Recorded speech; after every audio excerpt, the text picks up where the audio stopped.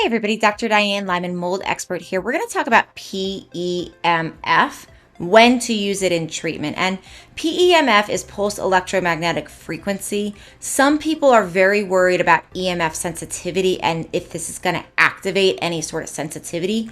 Most of the time, I do not see this happen. Now, everybody is different, and the EMFs that we are talking about in nature are different EMFs than we're talking about with PEMFs. They're not the same.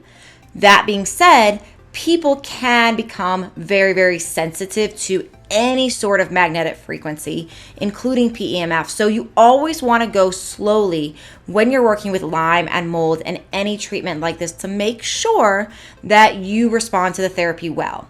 One of the things I love about PEMF therapy is what it does to the microvasculature. It's very common in working with mold and Lyme.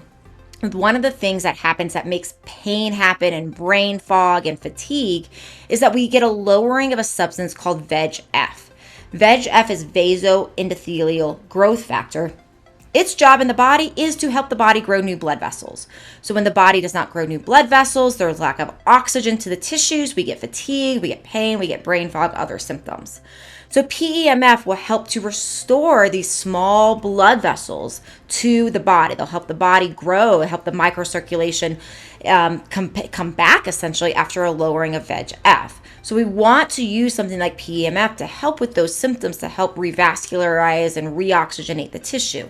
Remember, if you have cancer, never do any vascularization treatment, right? That's not good for cancer. And always get treatments like this checked out by your doctor who knows you individually, because on this channel, all I can do is educate and speak very broadly. So with PEMF, most of the time I find that throughout treatment, many people do well with this therapy, even at the beginning stages of treatment.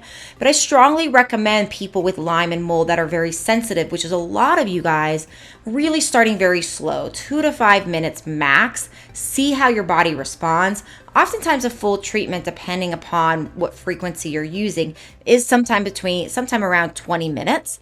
And so we don't want to jump in that right away. We want to know if you have this exposure to this particular type of frequency, if your body's going to handle it or not when it's a small exposure. So if you get a bad reaction, it's a small bad reaction, right? So you always want to go slow. Always talk to your provider. Always remember the uniqueness is you. But because of that regrowth of the microcirculation, oftentimes I see that even if somebody is sensitive to various magnetic frequencies, that this can override, the benefits can override that. But again, you're unique, follow you. Remember, you can always join my DIY mold and Lyme recovery program below in the show notes, where I go through tons of videos of when to think more and more detail about things like this, what labs you might be missing. You get hour-long Q&As with me to ask me personal questions.